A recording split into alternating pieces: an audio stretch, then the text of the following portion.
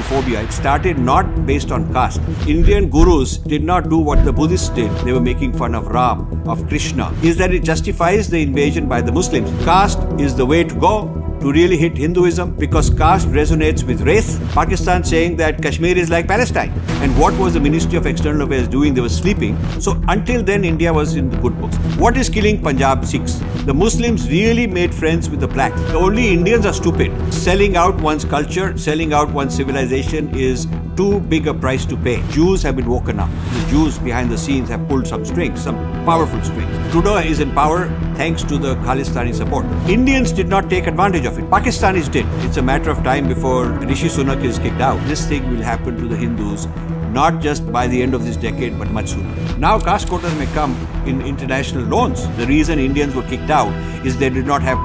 China is benefiting from a moron society. And I would say that the RSS has failed the role it should have played.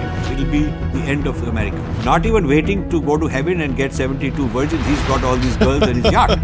He's turned his yacht into Jannat, you know. All right, I'm here. This is an exciting interview for me because this is an interview that I've wanted to take for a while.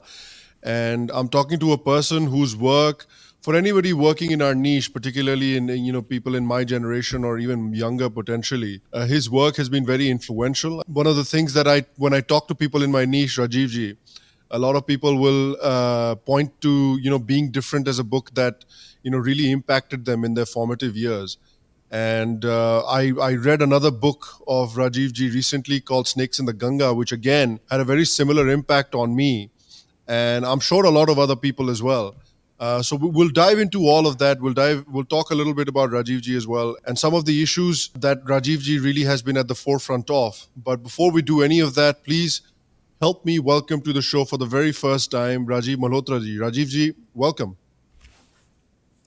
Welcome to you or to my world and my life. And, but we've met each other. We welcomed each other once before at a conference. Yes. And you were just starting out. And yes. you said amazing things, and I said, okay, dekhi jayegi, because a lot of people talk. But you have delivered. I must say, you have delivered and done more than I thought was viable and reasonable. So I must congratulate you, and I must say that bringing me into your life and bringing you into my life is a very important thing, and I'm glad to be here for that reason.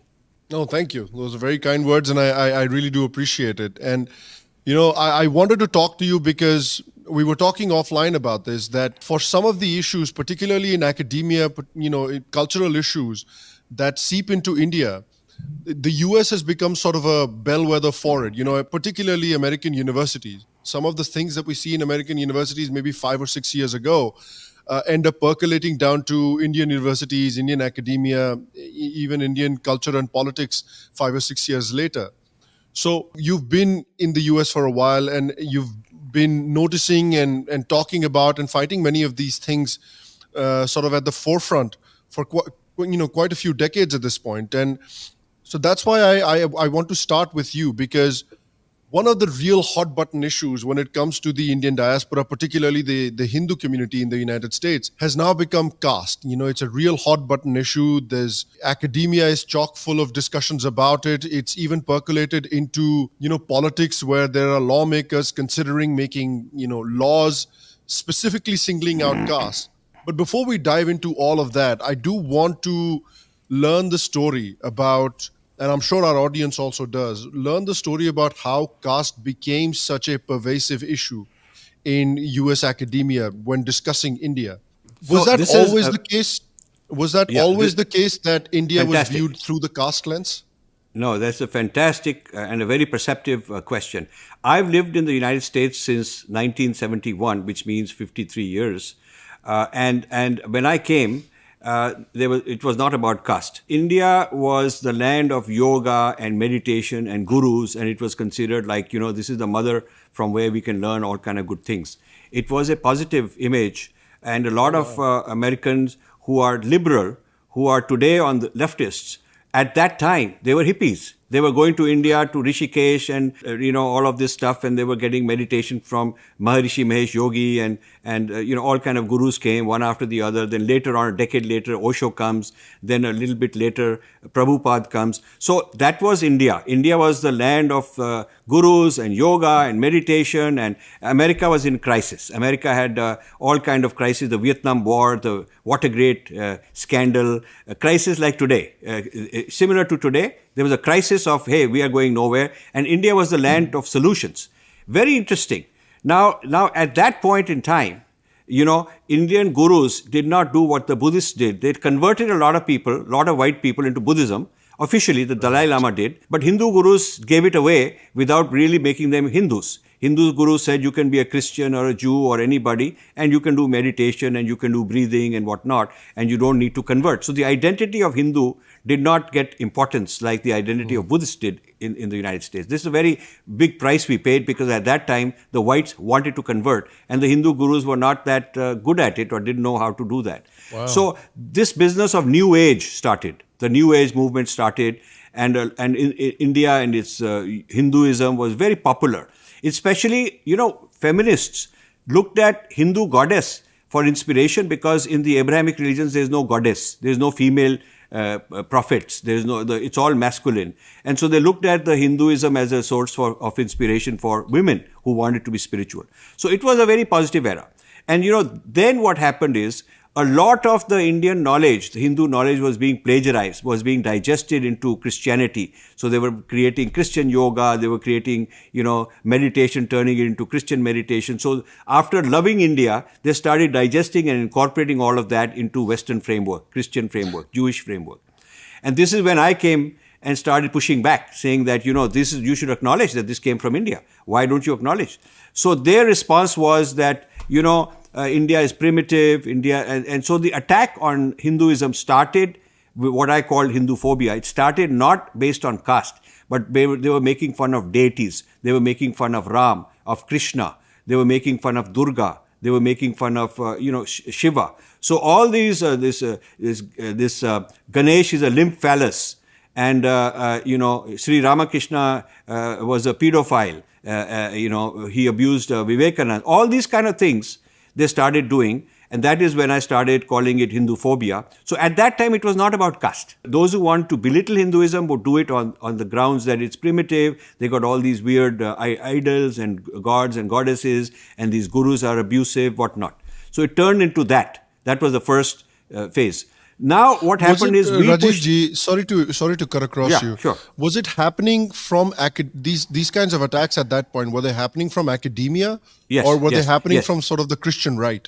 The Christian right was always doing these things, but the academia sent anthropologists. If you look at Sarah Caldwell, if you look at all these kind of people, you look at Wendy Doniger, they were sending their students in the academic Hinduism studies and academic South Asian studies turned toxic against India, based on a kind of attack on polytheism and multiple gods and goddesses, and kind of being very mean to women. It was those sort of things that took on.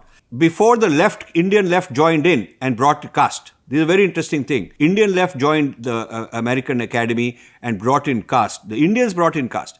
Before that, we had successfully pushed back the Wendy Donigers, thanks to a lot of the work we did, the first Breaking India book and Hinduphobia and all that. The Western academics were on the back foot, and for a few years they were quiet. But then the Indian leftists joined them, because the Indian leftists started educating them that, you should actually take on caste. You should help bring in Dalits into the American Academy to teach Hinduism. Dalits should be the ones talking about Brahmins and talking about the oppression in Vedas and why Sanskrit is an oppressive language. This something happened in the last 15 years, that a whole lot of Indian leftists from JNU were brought into places like Columbia University, Harvard University. Right now they have Suraj Jangde. He's a product of the Indian left. So if wherever you go in the United States Academy and look at religious studies, you will find Indian leftists and Muslims and Dalits and people who are complaining that women don't have rights in Hinduism. It's all this India brigade that came here mixed up with the American academics, and they've formed this new coalition. And this coalition has decided, after a lot of trial and error, that caste is the way to go to really hit Hinduism, because caste resonates with race. And Americans have a very big problem with race. They're all race conscious. So if you call somebody a white supremacist, and if you say I'm for blacks, you get a lot of mileage. So why don't we use that framework and frame India and Hinduism and based on caste? This is a short view of a long story of how caste became the central strategy of the American left in the academic world. It's quite curious how caste got conflated with race, because I feel, and people that have maybe studied caste in India or even looked at caste in India sort of at a glance will probably realize that it's quite easy to disprove that, caste doesn't really have anything to do with race. And you'd imagine that in academia, particularly in these Ivy League universities, the humanities departments of these universities, it would be quite easy for academics to, study caste in India and see, well, it doesn't really seem to have anything to do with race or skin color or anything of that matter. So then, how come it really has stuck so hard, the whole conflation of caste with race? Yeah, what you're making is a very important point. I mean, you sit in a classroom and everybody can tell who's black and who's white. But you bring in 20 Indians, nobody can tell this guy's Dalit and he's Brahmin and all that. In fact, I've done that test. Against the Suraj Jangdes and many others like that. Sitting in Princeton University or Harvard or wherever they're doing this, or Columbia, I've asked the whites, I've said, okay, now here, all these Indians, tell me which of them are which caste. Can you tell me? And they're all dumbfounded. But you see, this is logical. And they are sort of defying the logic and coming up with this whole theory based on history, and some Dalits have told them that they were abused in the past and the Brahmins are the oppressors. So you see, the Aryan theory, the Aryan invasion theory was the first attempt to show that India is actually multiracial. Because if the Aryan theory were valid, then there's one race coming in and invading. So the reason the Aryan invasion theory is still being proposed and pushed a lot is that it justifies the invasion by the Muslims. When we say Muslims are foreign invaders, they say, well, Hindus are also Aryan invaders. They are the Brahmins. They brought in the Vedas. So you are saying that Muslims brought in Persian language, and they brought in Islam, and they brought in a foreign race. But do you know that thousands of years earlier, the Aryans, who were also a foreign race, they brought in Sanskrit, they brought in the Vedas. That is the backbone of Hinduism. So you see, the Aryan invasion theory is of strategic value to these people, because as a defense of foreign Islamic invasion, they can rebuttal and say that that Hinduism itself is a foreign invasion. So the idea of race, India being sort of a dominant race, controlling the local natives and all that, is a part of this strategy. So according to the strategy, the upper castes are the descendants of these Aryans who came, and the Dalits were the original inhabitants. India should belong to them. They are like the Native Americans. They are like the Native Americans. And Hindus are foreigners. So this is how the framing has been done. So the American framing, which says the whites were the oppressors and the blacks were the oppressed, has been mapped onto the Brahmins are the oppressors, upper caste are the oppressors, the Dalits are the oppressed. And ironically, the Muslims have joined in to say, hey, we are also oppressed. We are also part of the oppressed. That's a strange leftist Islamic coalition, which has become global. And what you are seeing right now in these riots against, Israel and Jews, anti-Semitism all over the place, is the first major global success of this alliance. This alliance has been built for the last 15 years. After 9/11, the Muslims in this country were on a back foot. There was so much anti-Islam in the United States, anti-Islam, anti-Arab.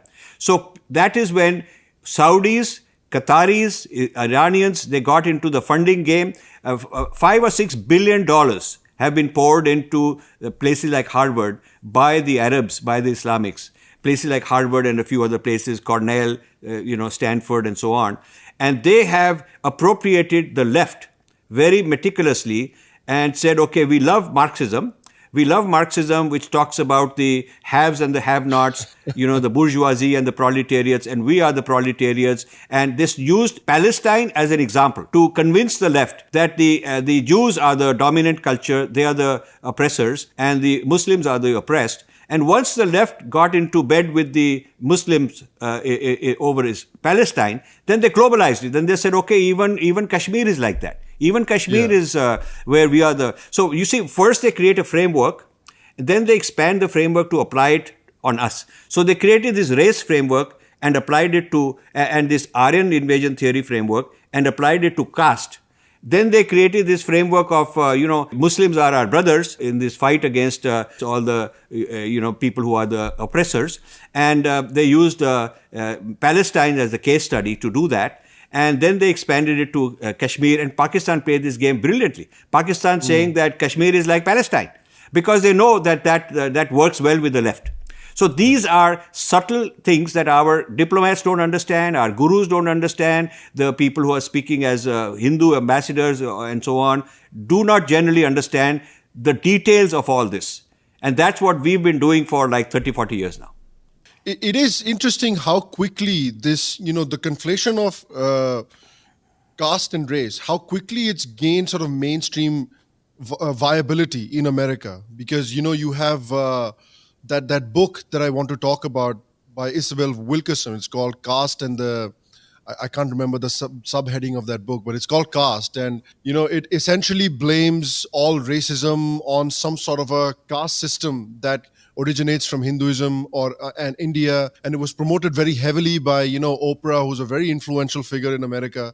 You have people like Cornel West, who's a presidential candidate right now, and a very influential figure in the African American community, who promotes these very same ideas.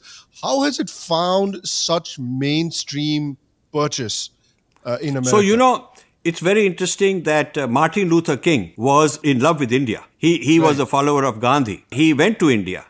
And I have all his speeches when he came back, what he wrote and so on. And on MSNBC, I was interviewed on a Black Month, Black History Month. They interviewed me. And I talked about the debt the civil rights movement in the United States owes to India. And we played some of those clips. And they were absolutely amazed. And they said, yeah, this is true. And, after he died, his wife was very fond of India. She used to come for all these India Day parades and things like that. She was really fond of India. So the blacks had a very positive relationship with Indians in the United States. And one of the scholars we funded, Purushottam Bilimoria, we funded him to document this whole history of Indian influences on African Americans. And we have a whole lot of reports that we haven't published, but we have a whole lot of reports on that. And then I took over this, and the person who was a mentor of Martin Luther King and his mentor before that, I have books on how they loved India. They were they were supporting the Indian freedom movement and saying that India is a beacon for freedom for all of the Africans and other people also. So until then, India was in the good books. And then there was this non-aligned movement that during the Soviet era. And India was the head of the non-aligned movement. And in the non-aligned movement, India was championing the cause of the Africans. India was sort of seen as, the voice of the third world, what they called. So all this changed. Now, this is very interesting. How in the hell did it change? And what were the Indian diplomats doing? And what was the Ministry of External Affairs doing? They were sleeping. And what were all these people who are supposed to be looking at the international affairs from an Indian point of view? What the hell were they doing? So we've been pointing this out. When the Black Lives Matter happened, the blacks were looking for friendship. They only got it from the Muslims. The Muslims really made friends with the blacks. They helped them. They gave them funding. The BLM movement got a lot of funding from the Muslim people, from the Arabs, and because they thought there is a common cause. And the Muslims thought this is their opportunity to counter all the negative anti-Islam stuff that happened after 9/11. You imagine in 9/11, Islam was in the doghouse, and now you cannot criticize Islam, because if you criticize Islam, you're Islamophobic. So in 20 years, I mean, you have to say, wow, these guys are really good at PR. In 20 years, they've turned the tables from being the underdog that were in the shit house, if I may say so. Now they are in the driver's seat, and they're chasing everybody else, going after the Jews, going after the Hindus, and so on. So this has been a remarkable coalition of the left bringing in blacks to champion their case as a Marxist issue, bringing in Muslims. Then the Dalits have joined in to this woke thing, and now let me tell you, Khalistan is Aryan. The Khalistanis are into this woke movement. The Khalistanis are getting a lot of support from the left and from the Muslims. The Muslims, the ISI and all these guys are supporting Khalistanis. So, the Hindu side, Hindu intellectuals need to, you're one of the few who's really showing interest in this, but we are looking for people to take this matter seriously for quite a long time. It's quite incredible. I want to touch on the Khalistan issue a little bit too, because it's quite incredible how the Khalistani movement has been able to ingratiate itself into this, BLM woke movement. Because if you think about it, if there's one sort of movement that's really based around caste identity, it is Khalistan. Of course. Khalistanis are mainly comprised of the dominant Jat caste. Yeah. The Jat are the Khalistani, and they are very caste-conscious people. They are not oppressed. The Sikhs are among the most affluent people in India. Come on, Sikhs are the most affluent. But I found there is a whole scam going on. In Canada, they have a fast track for refugee status. If you can claim that your community is being abused and human rights violations against you and your life is in danger, if you can show that, then you get Canadian, immigration and all that very quickly. So this was set up to bring in, people like Tibetans and certain people like that. But the Khalistanis, they've got clever lawyers, and they've lobbied with the Canadian government, Trudeau and all these people, and to classify themselves as endangered in India. They are endangered in India according to them. Okay, and so when I went to one of these Sikh gurdwaras, I was brought in, and they all started booing me. They started saying, "Oh, RSS has come, Brahmin has come, and whatnot, oppressor." I said, "Firstly, I'm not RSS and I'm not Brahmin, but I will talk to you about whatever you want." So then they started saying that you have oppressed our people, you are killing our people and whatnot in Punjab. That's what they said. So first I decided that they are so rude and so crude that I don't even want to stay here. But my host convinced them to keep quiet and listen to me, listen to my side of it.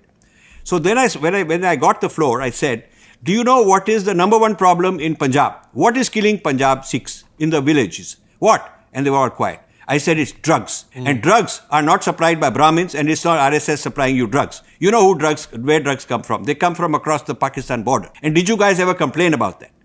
And then I said, "Do you know what is the second biggest crisis in Punjab, such that in 20 years you'll have very few Sikhs left?" And they all looked like that at each other.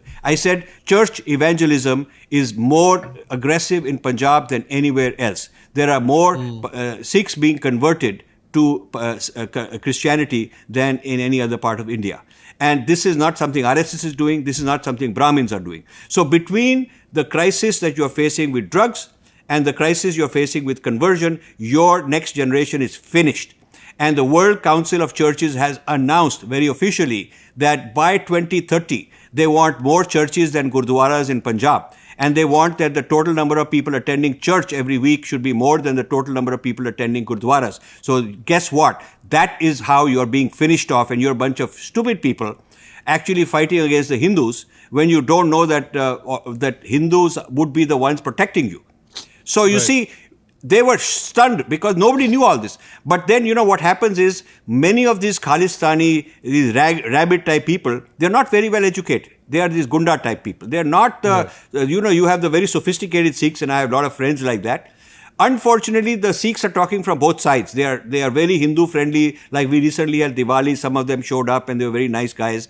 But the same guys also fund the Gurdwara where the money goes to Khalistan. So money from American Gurdwaras goes through various pipelines here and there, Canadian, Australian, British, and ends up for funding all this Khalistani stuff. But the ideology of Marxism and wokeism and this Islam as a sort of underdog ideology has been used to bring Khalistanis on board and make them one of the partners in this alliance.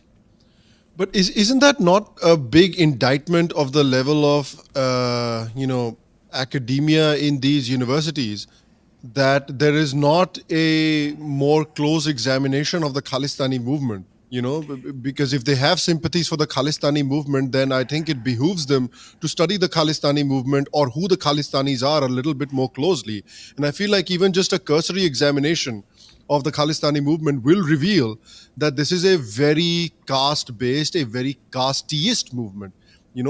and you look at the kind of land that the Jats control in Punjab, you look at the kind of land that the Dalit Sikhs control in Punjab, it's nowhere near comparable. And if you're going to include this movement that is comprised of these dominant caste Sikhs, then maybe a closer examination should be warranted, but it's not happening.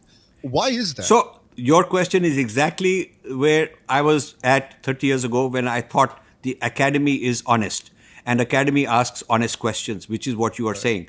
And I was funding Harvard. We are just doing, we are doing our 30th anniversary next year. And so we're going to come up with a book on the history of Infinity Foundation. And so I'm going back and looking at all the archives, looking at how we funded Harvard, why we funded Harvard, why we funded Columbia, why we funded University of California, why we funded, all these kind of big universities, and how I was so sure that I will bring these issues to them and they will be honest academicians. I found that they're neither honest nor intellectually that great and intelligent.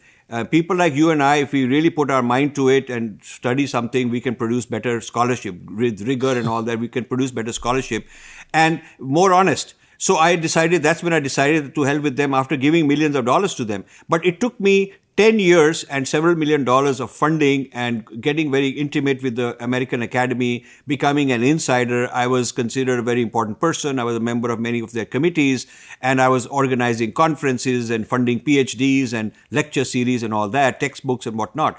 After doing all that, I realized that they are so deeply biased politically, and their strings are being pulled from people who got tons of money, a lot more than some ordinary guy like me. So the academics are for sale.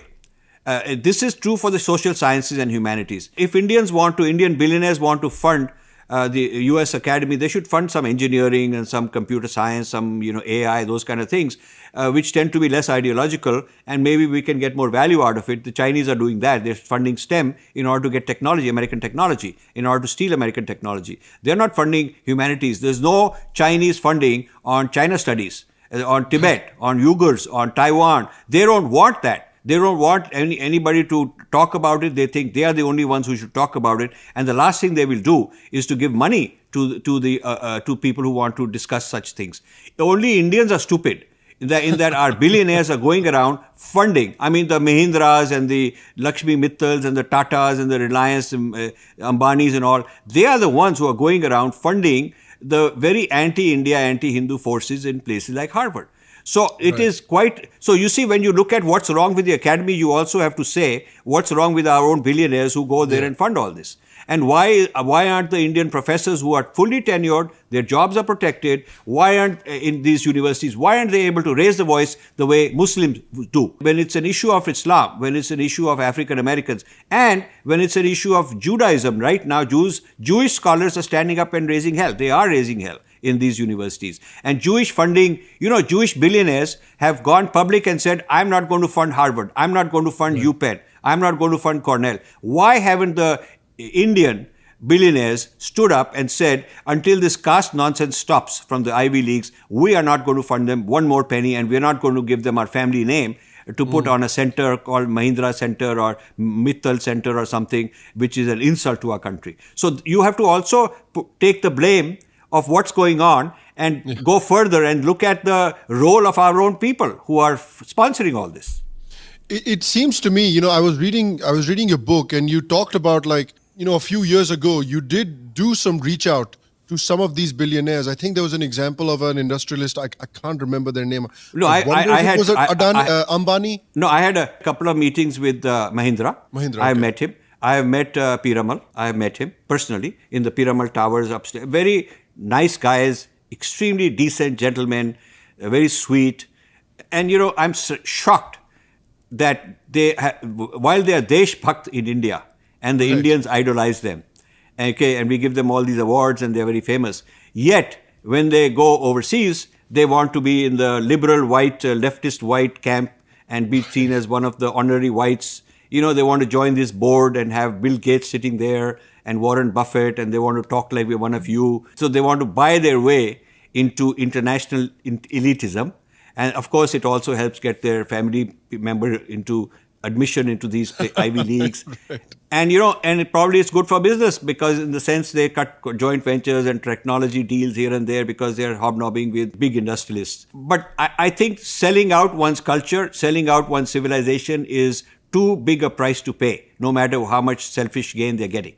Yeah, and that's fair. And, to be fair to the Indians, and we've criticized them plenty, but to be fair to them, I do want to say that it does seem like even the American center and the American right has been caught completely blindsided by the level of infiltration that they've seen in American media and academia by the Islamists, by the Marxists, by the leftists. I mean, they've seen pretty blindsided as well. I mean, I live in America, you live in America. I'm sure we've seen on social media and in the news the level of shock that I suppose the common American has expressed at the amount of support that American universities and Gen Z students are showing, Palestine and even Hamas for that matter. I see a lot of these videos of students, talking about Hamas, talking about ceasefire, but not one of them I see talking about saying, okay, well, Hamas needs to first release the hostages, lay down their arms and surrender, and then let's have the ceasefire. So even the American center and right have been blindsided by this. Yes. So, in New Jersey, we have a Hindu-Jewish coalition. This was founded about 10, 15 years ago, and I'm one of the two Hindus, and there are two Jews, and we founded this. Then we had a summit of top rabbis and top gurus, and we had these summits going on to discuss mutual relations and so on. So all these years, when I would write these books and bring them to the attention of the Hindu-Jewish coalition, and when I would talk about this wokeism and the left and the global left and how they are doing all this stuff, I mean, they would appreciate me on a personal level, but they didn't want to put their name on it. It was too controversial. I mean, now, ever since Israel got attacked, now I'm giving call and say, hey, listen, you were telling us this all wrong. You were telling us this. Right. You were talking about the global left all wrong. And we didn't know that this is so serious. So in a way, I mean, there's a silver lining. I'm very saddened that so many people are dying and very horrible that war is going on. But one good thing that's coming out of it is that the Jews have been woken up. And when the Jews are woken up in this country, they do have power, they do have clout, they do have money, they control a lot of the politicians who run for Senate and Congress and all that. And I'm privy to some of the stuff that's going on, how they're going to pull the strings here, there. Behind the scenes, they are the ones who are making sure that CNN has got some balance. MSNBC, not so. Fox, of course, would be on their side. CNN, if you have noticed, CNN has sent several people to Israel to cover the Israeli point of view. And this is very new for CNN to do. And it's because the Jews behind the scenes have pulled some strings, some powerful strings. So you see what's happened is all of a sudden I'm saying, hey, you know what? When you're fighting against anti-Semitism, you also have to fight against Hinduphobia. You guys have to fight against, because we got a common source of the problem, common ideology, common enemy, and the Jews are now interested. So I'm having some traction in this Hindu-Jewish thing, not just having nice cocktail parties and celebrating some religious festivals and all that, which is a beautiful thing to do, but also talking about the geopolitical realities. So I think the wake-up call that the Jews have is going to produce some effects beyond just the local Israel-Palestine fight. I think it's going to wake up a lot of people around the world that this is how powerful the alliance of the global left and global Islam has become. And it is quite strong. And, it's even more strong, I imagine, in Europe. Like in the United States, it's such a large country and it has a very small Muslim population. But in Europe, and particularly countries like France, countries like Britain, we've seen like massive demonstrations across London, in Paris, and in the Netherlands, and in Belgium, and places like that. And for them, it must be quite a scary proposition as well to see that while they've just been sitting around twiddling their thumbs, there is this pillar that has become a threat to their democracy have sort of just sprung up right under their noses. And now it's almost, in some countries, they might even feel that it's too big to do anything about. Yeah. So what has happened, like, for example, everybody knows that in Canada, the Khalistani supported political party has enough MPs that their support is needed by Trudeau. Trudeau is in power thanks to the Khalistani support. So that's happening in Britain and France also, that there are these Muslim groups that are supporting the Labour Party in Britain. And it's a matter of time before Rishi Sunak is kicked out. I mean, this will happen. He's not going to last very long because these forces are gathering momentum and they're coming together. So if the Labour Party came in, you might see the mayor of London, who's a Pakistani Muslim, you might see him as the next prime minister.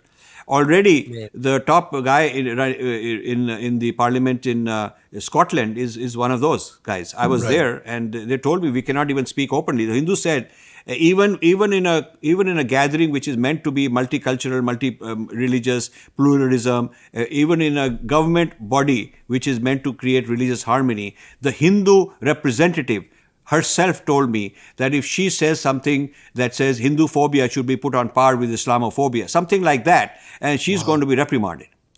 So it's very. This brings me to another point. Islamophobia is becoming a huge topic, and there's government support. There are laws coming out, banning, criminalizing Islamophobia, but not the same thing for Hindu phobia. Yeah, it is quite interesting, and again, it says how deeply embedded the Islamists have become. With the Marxists and the left academia in these universities as well. I remember an anecdote, actually, you spoke about the Scottish guy, and I remember an anecdote where he was, it again shows the sort of leftist Islamist nexus where he was giving a speech in the Scottish Parliament, and I imagine Scotland, I imagine is like a 90+% white country. And he was talking about how it's a complete travesty of justice that the Chief Justice is white, the Chief of Police is white, and so a lot of these people in top positions of authority are white. And I was thinking to myself, this is, almost a 95% white country. What do you expect? I mean, it's like why is the Chief Justice of India not from Uganda? No. Or why is it that 90% of the top leaders in Saudi Arabia are Muslims and they're Arabs? Why are they so? Why aren't there white people from Ireland, and why aren't there Chinese running the show? And in Iran, why are they all mullahs and all these kind of people who are in top positions? And why isn't the Iranian military run by Jews? I mean, it's so ridiculous, so stupid. But the fact that they get away with it, it shows the amount of white guilt. You see, there is white guilt in the United States vis-a-vis the blacks, and in Britain there is white guilt vis-a-vis colonized people like India. But Indians did not take advantage of it. Pakistanis did. Pakistanis really play on this colonizer guilt, that you were the colonizers, oppressed my people. And you are this liberal guy, and your redemption lies in hating your own culture and supporting me. Hindus never went for that. Hindus are more interested, okay, we'll go into IT and we'll become doctors and we'll have soft power and we'll go into yoga. And Indians have not understood the importance of grabbing hard power. Yeah, and I'll tell you something very disturbing. Yeah. There are security services which are offering the security in airports, in hotels, railway stations, security in the government. There are a lot of security is a very large career. It's a very large career to get a degree in security and get a job which makes you one of the insiders into the whole security apparatus. And somebody told me that in Canada, and also when I went to England, someone told me the same thing there also, there are organizations that recruit people in the mosques, Muslims recruit people in the mosques and Khalistani young boys, and they train them, they get them certified as security officers. And then they help them get jobs into security, because the idea being that in the next 5 years they want to dominate, so that when you're going through any security, chances will be that most of the time it will be their people who will be checking you out. Okay? And their people will be deciding who's risky and who's not risky. So this is happening so things are going to get worse because our people are sleeping. So they are getting into security as a career, which is, does not require a whole lot of brains. It's not like mathematics and all that. But you can, if you are a reasonably smart guy, you can get a degree, and there are a lot of jobs in this. That is one area that this coalition, the left has strategized this and brought a lot of Muslims, blacks, and Khalistanis and Dalits into this career. Another career is the corporate career called DEI, Diversity, Equity, Inclusion, which is a big fashion in India also. You go to any of the big Bombay industrial houses, and they all got in the HR department, they got somebody in charge of DEI. And what does DEI mean? It sounds very nice. We all want diversity. We all want inclusion. That's the Hindu way. But in practice, the people who are being certified to be qualified for jobs, the certification is being controlled, just like halal certification. The certification of who are the candidates that ought to be given these jobs is being controlled by these people, the same people that we are up against. They are controlling, and they're getting their young men and women by the thousands to get in, get certified, and then they help get them jobs. So typically the DEI officer very rarely is a practicing Hindu who's proud to be a Hindu. If he's a Hindu, he's a Marxist. Generally, if he's a Hindu, he's a Dalit, or often he's a Muslim, or he's a Christian, or something like that, something secular. So the DEI officer in the corporate world, all over the world, is a part of the strategy of wokeism to get their people into the corporate positions.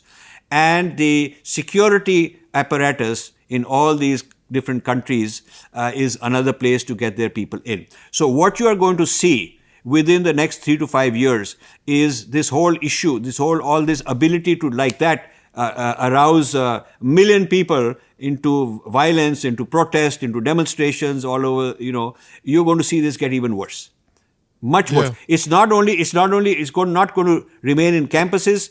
It's going to get into the corporate world. It's going to get into the security apparatus. It's going to get into the governments. And this is happening at a very rapid pace. And that's another example of, like we were talking about earlier, that, something that's fashionable in America will then 5 or 6 years later percolate into Indian academia, or now in the example that you're talking about, into Indian businesses. And again, it's very dangerous. Yes. And in the British police, how many of the new recruits older people are mostly, the senior guys are still white.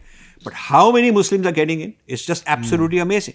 And they're very proud of it. They're saying, this is our strategy. You can own IT. You write all the software and all that stuff. And you can be the doctors, and you can teach yoga and all that. But we will run the police. And this is what happened in Kenya, when the reason Indians were kicked out is they did not have hard power. There were no Indians in military, in police, in government, judges and all that. They were all people who were on the other side. So Idi Amin, like that, could kick out all the Indians.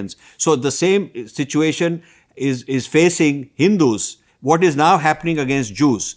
It's a matter of time where a similar clash will be created, and then we will hit back against the other side, and then this will erupt all over the world. All over the world, this will erupt anti-Hindu, anti-India, the way it is now anti-Jews. This is waiting to happen, and I just want to tell my audience that what is now been done to the Jews is a test case. This thing will happen to the Hindus, not just by the end of this decade, but much sooner.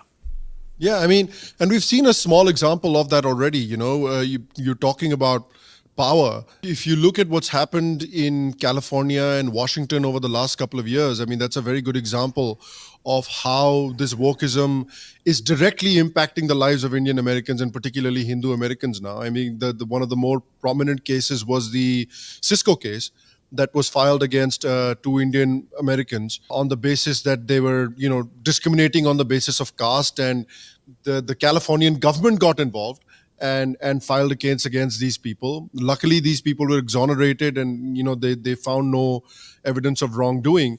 However, there was a group called Equality Labs whose pseudo-scientific survey was the one that was used to file the case. And even though the case got thrown out, that same survey was used then in Seattle, in Washington state in America, to pass a resolution where they were including, caste as a protected category. Even in California, there was a Democrat lawmaker, Aisha Wahab, that was trying to pass SB 403 that will ban discrimination on the basis of caste, even though, any discrimination based on ancestry or national origin or anything like that is already illegal in America. Right, so this law is essentially, Rajiv ji, like putting a hat on a hat. The point is not putting a hat on a hat. The point is singling out the Indian American, particularly the Hindu Americans, and, kind of quote unquote showing them their place. Right. And it's even worse. Equality Labs has been giving seminars in UN bodies in World Bank, in IMF. Incredible. So I got a copy of the 6-part seminar on caste sensitivity, which they did at the World Bank. I got a copy of that. It was done It was done for their people. And people from all over the world who are members in the World Bank, they attended this. And Saundarya Rajan, the lady who runs these equality labs, personally conducted these, okay? And I have a copy of that. And what all nonsense and rubbish she talks about caste and Hinduism and whatnot. Now, their argument, their reason for sensitizing World Bank on caste was to say that before you give loans for development purposes in another country, you should check out and see what is the caste representation. So now caste quotas may come. Now caste quotas may come in international loans. So what happens now? So if you want your company to be rated well for international loans and international financing and all international investments, you'll have to comply with these people like Equality Labs, to get a good certificate from them. The whole certification, whether it is certifying people to be security officers in some security thing, or to be DEI, diversity officers in HR, or to be compliant for financial loans and all that, these kind of certifications are being controlled. So this nexus of woke is very, very intelligent, very smart. They decided that they'll control the different certifications, the different professions through which they will channel their people. And youth have got a lot of unemployment all over the world. And so youth will gravitate through these programs to get jobs. And so you will see very quickly a flood of such people taking over various industries. Yeah. It is quite incredible how strongly they've been able to do that. And in California, I think the Indian American community got a little bit fortunate that the governor was able to veto the law. But I don't think it's going to stop there. But that happened because, again, I'll just tell you the backstory. A few who did not want to be named, but serious people with money, right, who are funding these politicians, made it very clear to them that this will be a very big mess. And they just took the easy way out, saying, okay, it's not because Newman loves Hindus or anything. Right. It's just that they have to look at their political equation, Yeah. So clearly, like you said, it's not like they love the Hindus or anything like that. So it's not like it's going to stop. And I was reading that in Massachusetts or New Jersey or something like that, they were thinking, some politicians were talking about bringing a law that, they were trying to pass in California. So it's going to start happening in different states across the United States. And before you know it, you look at talking about things that are happening in the US, then transporting to India. And if you look at India right now, it's a very similar thing that's happening, where they're talking about this caste census. And Rahul Gandhi is touring the country talking about jitni abadi utna haq. Now, on the face of it, Rajiv ji, I don't have a problem with the caste census, because it can also help you, find out how many people of each caste live there, so you can provide targeted, benefits to them, targeted government programs to them. On that face, it might make sense. But what Rahul Gandhi is saying specifically is very dangerous. Jitni abadi utna haq, which means that, it kind of is incentivizing, if you look at it, the Muslim community to increase their numbers in India. Basically, right. Yeah, basically it's the end of meritocracy. Yes. It is the end of meritocracy. It basically means that we'll have a certain percentage quota, even if you are useless. But yes. So would you want your surgery to be done by a doctor who got this job as a surgeon based on some quota? Would you want to fly an airplane or in an airplane as a passenger and find out that the pilot he was a useless fellow, but he got bonus marks to get through the pilot exam because he was from a certain identity? I mean, the point is, how do you? I mean, you don't create a good world-class cricket team based on quota. By the way, I watched the semi-finals today, and what a great 397 runs score of the Indians, and congratulations to Virat Kohli for scoring the largest number of centuries in ODI. So I just saw that a little while back. You cannot create a world-class military, any competitive arena where you have a team and there are other teams, whether it is sports or whatever. You cannot have the world's best, you cannot perform very well in Olympics or whatever if your teams are constrained not by merit but by, some identity politics. So the moment identity politics enters a society and starts spreading from there, it's going to be the end. It's like the cancer from within, and it's going to destroy the society from within. And guess who is laughing at all this? China. Because China don't allow any of this bullshit in China, and they're very happy. TikTok promotes all this in foreign countries, but within China, TikTok is very much about education and about their space program and about science and very serious stuff that, they're proud to expose their children to. So the Mandarin version of TikTok content is very different. English version is all this silly, stupid stuff to make people into morons and dumb them down. So China is benefiting from a moron society, angry and fighting each other over hierarchy of power and all that, and quotas of identities, because they know that this is the way you finish off people. So the Chinese are benefiting from this. Nobody else is benefiting. It's not the Dalits who are going to come out ahead or anything. It's not that the average Palestinian is going to come out ahead. Hamas has got, by the way, Hamas has a few billionaires. I don't know if you read this. The one guy who's ahead, his net worth is $5 billion. He's living in Qatar. I mean, he's got a private yacht. He's living all that lifestyle.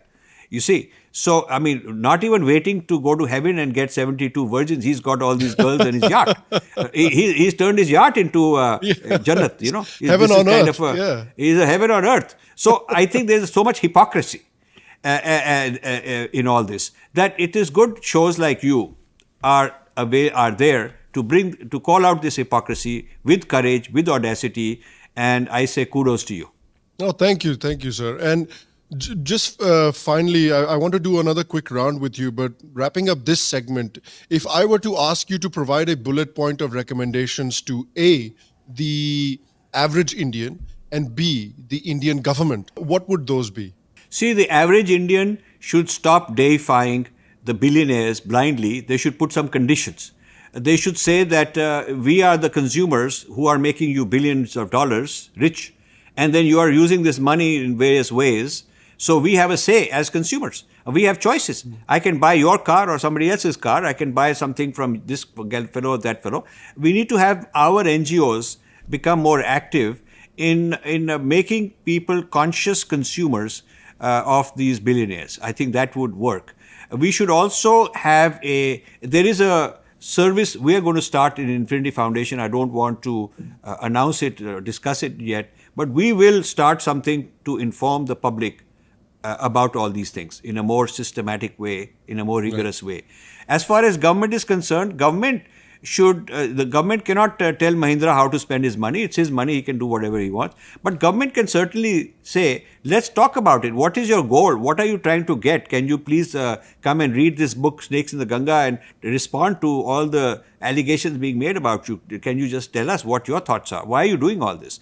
We are fighting. Our ambassador is fighting all this woke and this left anti-India and all these human rights allegations. We are fighting all that on the one hand. And you are funding the very people who are creating all this. What is this going on? We have to reconcile. So I think this requires a little bit of courage. And I would say that RSS has failed the role it should have played. RSS has the hold over the Hindu public. They have the reputation, the clout, they have the kind of a mandate, if you will, as the umbrella that can bring all the Hindu groups together. And they aren't doing that. They're doing a great job with their own foot soldiers in the villages, at the grassroots, holding society together, creating values and fighting conversion, bringing Ghar Wapsi, all those people back. Those are fantastic. And whenever I meet their leaders, I'm very happy because they're very good people on a personal level. But I think they could do more. Their international wing, let's just say, maybe the domestic wing in India is doing well, but their international wing that is within the diaspora could do a lot more in terms of going after these sort of issues. If they can't do it and they don't have the qualified people, they could support people like you and me. They could give some, it's not money and all, but there are ways they could help, there are ways they could facilitate, so that those who are already doing this, who've stuck their neck out, who've given their tan, man, dhan towards this, get some backing, some sense of support. So I think Indian government could do all of those things. I have even proposed to the ICCR, Indian Council of Cultural Relations, Sahasra Buddheji is the head now, he knows me. Before that, Lokesh Chandra was a good friend of mine. We gave him the Lifetime Achievement Award. He was the head of that. So since way back, I've been proposing to them that I would like to do a 1 or 2 day conference on the state of India studies in the American Academy every year. And we will tell you who's doing what in the American Academy, because we're monitoring these people. We'll tell you which professor where writing this and that, and what's going on campuses and whatnot, what are the different groups doing in various campuses. And we will do a conference where we will invite them to come and respond. If they want to respond, they can respond. At least it will become a topic of conversation. At least those people will know that they are being watched. Somebody is watching. Now the Jews have a campus watch. They have something called campus watch, where they are monitoring these things in a very systematic way. And there is a national headquarters, and then these people getting support, getting funding to do all this monitoring and surveillance, and then they publish, and they have vigilance of their own. So we have nothing of that sort, and I have proposed this for like 15 years. So these are some of the things the authorities could do to help us out. Right. Yeah, absolutely. I want to do a quick rapid fire round with you before I let you go, Rajiv ji. If you have another 10 minutes to spare. Sure. I want to ask you a few questions, and I want you to give a quick answer as quickly as you're able to. So my first question for you is, according to you, what is the worst trend that you find in the United States right now? Wokeism. Wokeism is the worst trend in the United States. It'll be the end of America.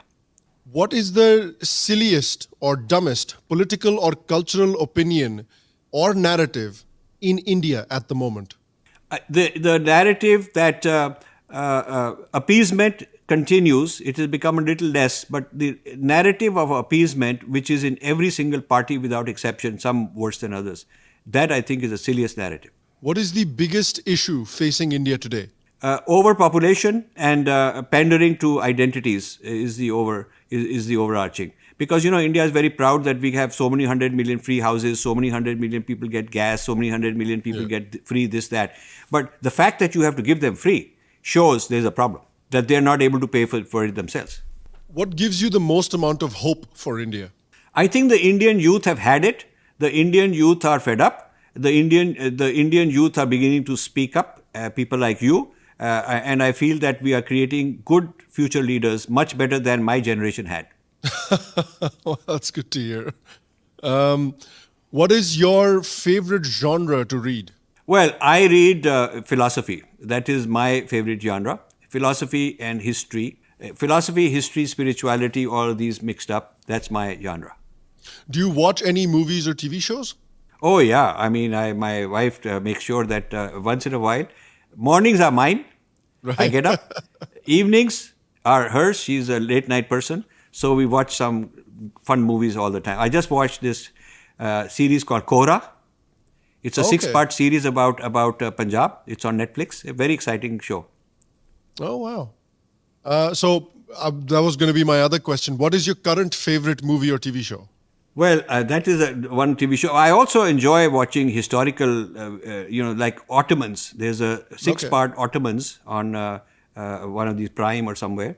Vlad, who was this Dracula, is a show on him.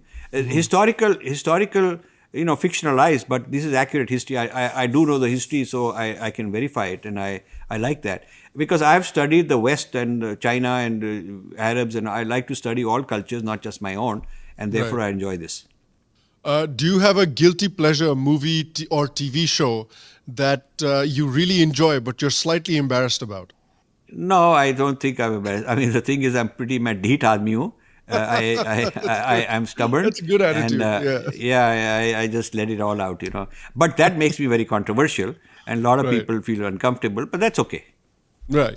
What is a movie or a TV show or a book or any piece of media that everyone likes, but you think is quite overrated? I think in my generation, it used to be things like The Discovery of India, which is very overrated, right. That kind of a thing. I feel that this is going to be bad for me politically, but I think that Republic, Goswami, Arnab Goswami, given how much stature he has failed to do deep, like you're doing a deep dive right now. Okay. Right. But, I turned down all these offers to go to his show. They keep calling me because I don't want to be in this big tamasha with 10 other people. Nobody, no, nothing deep, all very superficial scandal and sensation and all that. So I think that is overrated because India needs better than that. Yeah, I think in a one-on-one, conversation where you're really able to, because on a panel like that, you're already fighting to get your voice heard. And so you're trying, and they encourage you, I feel like, to say the more controversial opinions so that they can be put on social media and they can get clicks and stuff like that. So A, you can't be heard, you have to fight to get heard, and B, you have to try and say the most controversial things possible. So it's difficult to, really understand how the person thinks, where they're coming from, how their mind works, and what the core of the issues are in like a 10-minute segment like that, as opposed to something like this. What will the name of the movie that is made on your life be? Quest for Infinity. That's a good one. Like that one. It's a quest, but it's a quest. Yes. Not claiming to have reached there, but quest for infinity, nothing less than that. Right. What real life character, current or historical, would you like to see a movie or TV show made about? In the Mahabharata, they praise many other characters, but my favorite is Dronacharya. Because I think that's a very enigmatic, person, very complex person. You don't need only a hero. You can have anti-heroes, but understanding the good side, the bad side, the ego side, the power side, and also the brilliance is important for today. We need to understand that kind of a mind better today, and we are only glorifying certain positive deities and those kind of people, which is important for bhakti. But I think we also need to know there is stuff on Ravan and all that, but there should be on more of these other people who could be anti-heroes or whatever you want to call them. Right. What is your favorite genre of music? And by the way, Dronacharya, before I leave, Sure. A tough guy coach, no nonsense, kick-ass coach, is good. Not the pampering type, Yes. So I think there are good things about it. He's a rough guy, but there are good things about some tough. We need almost like a Danda coach, Danda type education system where people need to go through boot camp. Yeah. Sort of like a boot camp to toughen them up. Yeah. And that is Dronacharya's boot camp. That's what I like. Yeah, definitely. Maybe that's a good movie. Dronacharya's boot camp. Dronacharya's boot camp. That could be even a good course to develop, down the line for diaspora kids. That's a good course to develop also. I started something called Diksha, Dharma Intellectual Kshatriya Academy, and then I thought Dharma should be Dronacharya. Right. Diksha. But we didn't get any support, but we have the material and we're going to write a book on that. We're producing actually wonderful. a book for 2024 on the education system. Oh, that's wonderful. That'd be great. Yeah. I think a course like that, especially for diaspora kids, I think that could be quite good. Your favorite genre of music and your current favorite song? Oh, I don't have a current favorite song, but I like jazz, actually. I like indie music, of course. I like Bollywood, and I love all these, the oldies, my generation, the big hitters, the big singers, of my generation who are no more. All of them, with the end of Lata, there's no more left. But I also like jazz a lot. I like this counterculture. Jazz did something important to American culture because it shook up this very white, rigid, regimented, formal thing. And then there were people like Elvis who brought black music into the white society, and now white music has become changed, with a whole lot of chaos. What they were afraid of, the FBI called it chaos and the end of America. That when they attacked, Elvis, they said that this kind of a thing is bad for white people. But jazz continued. In a form that is very nice and gentle and good, but also it shakes up the traditional classical, the Western style of music. So I like that a lot. I enjoy it a lot, and I like to go to jazz clubs. Right. What is I have just a couple more questions for you, and then I'll let you go, I promise. What is your favorite town in India? Oh, my favorite town in India, I would say I have great memories in Rishikesh. I have great memories in Rishikesh. I also have a lot of good memories in Goa. And in Tamil Nadu, during the 2005 tsunami, I spent 3 months in Nagapattinam village. And I loved it. I lived with those fishermen. We had those very traditional kind of style of eating, and we shot a documentary on the tsunami and the church, the role of the church and foreign NGOs and whatnot. We did that, and I really got to know those people. But those were transient. I never got to go back and spend too much time. Right. I always love to go to Rishikesh. There's so many nice things there, and that's a good place. I would love to retire maybe, or just live there forever, or for a few more years at least. Forever is asking too much. And forever is a very long time. A long time, and you don't want to wish that either, because it can be quite a miserable. I mean, old age can be quite miserable. So I just want to live a few more years, I should say, but live nicely. No, that's wonderful, and that's a great place to leave it for the day. I appreciate you, Rajiv ji, for taking the time out to speak to me today about a topic that I find very important, and I'm sure our audience listening to this will find it important as well. So thank you for your explainer. Thank you for your insight on all of these topics today, and thank you for joining me. And I want to say that I send you my love, blessings, all the good wishes. I want young people like you who are bright, smart, articulate, no nonsense, not afraid, able to grasp the big picture, put it out there. I want such people. I want more such people. You've done a phenomenal job. And I tell you, I have to tell you this very honestly. When I first saw you, it wasn't that far back. It was in Chicago, that big event. I didn't anticipate that you will actually achieve this kind of great heights, and I'm so proud of you. And more power to you. And let's hope we'll do some more of these fun things together. Yes, absolutely. I'd love to collaborate on shows like this, and on any projects that you may have any interest in as well. I'm always available. I'm always open to collaboration. So yeah, I look forward to it. And please, before we wrap up, let our audience know where they can find you on social media or on the platforms. So the website rajivmalhotra.com, we are updating. It is being updated. I think in a month or two we'll have a brand new one which is being created. But the current one is fine. You can get all my books and all the videos and all of that stuff in rajivmalhotra.com. On social media, Rajiv Message on Twitter, and on YouTube and Facebook, it is Infinity Foundation Official or Rajiv Malhotra Official. Those are the places to find me, and I look forward to hearing from all you guys, wonderful listeners, and look forward to more interactions on this show. Namaste to everybody.